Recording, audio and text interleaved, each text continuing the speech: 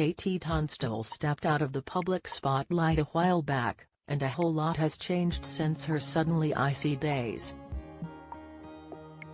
Tunstall, 48, is the musical genius behind hits Black Horse and the Cherry Tree and Other Side of the World.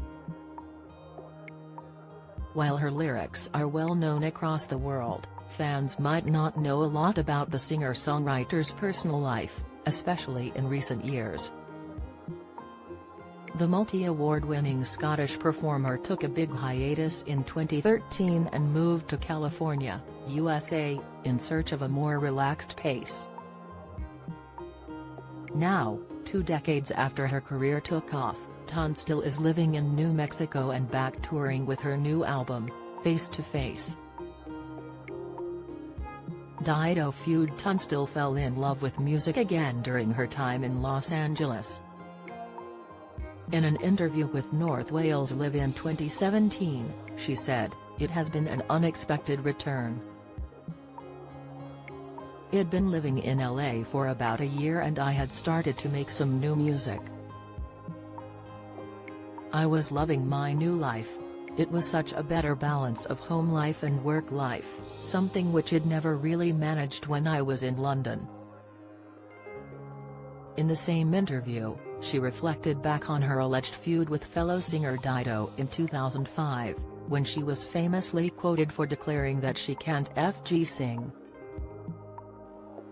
Tunstall said, that quote about Dido, "It was 13 years ago.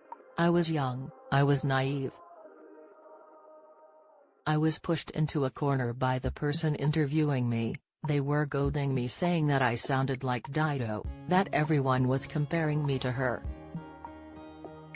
The star added, "I didn't want to sound like Dido. I had my own sound, my own thing, and I didn't think we sounded similar. I had total respect for her and I felt terrible about saying it. But I just got pushed into saying how I felt about sounding like her." Tunstall said it was more anger at the journalist rather than her, and she's apologized to Dido on many occasions since.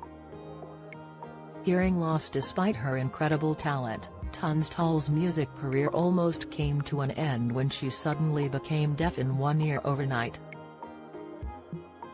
In 2008, she began to gradually lose her hearing in her left ear, and a decade later, she went completely deaf in the ear and was told it would never come back.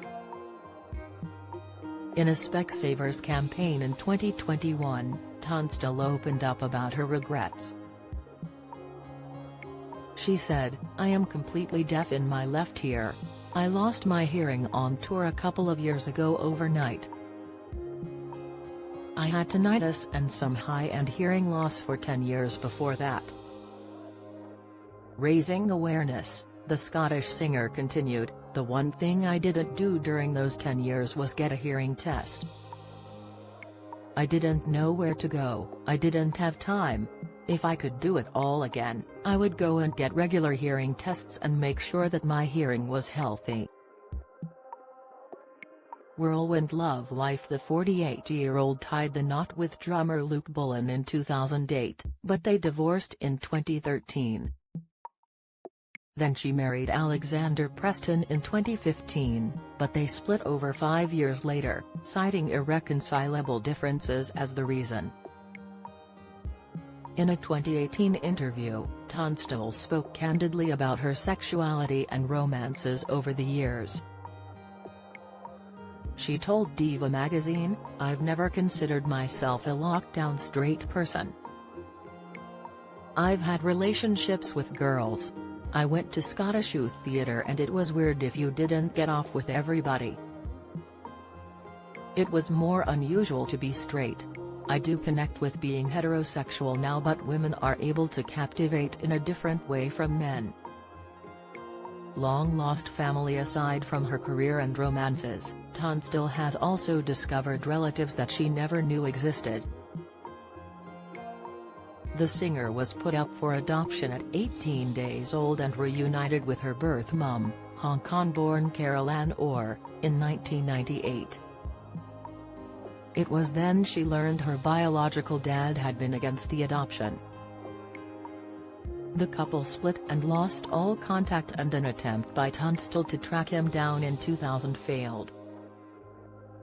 But in 2019, she found out she had two half-sisters, Siobhan and Leslie Ann, after becoming the first celebrity on ITV's Long Lost Family.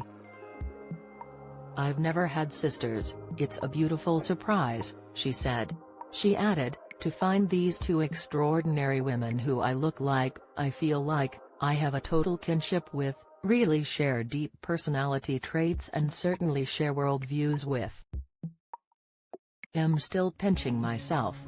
My father obviously had the joy seeker gene because I've got it, and they've definitely got it. They're really intelligent women but really fun too."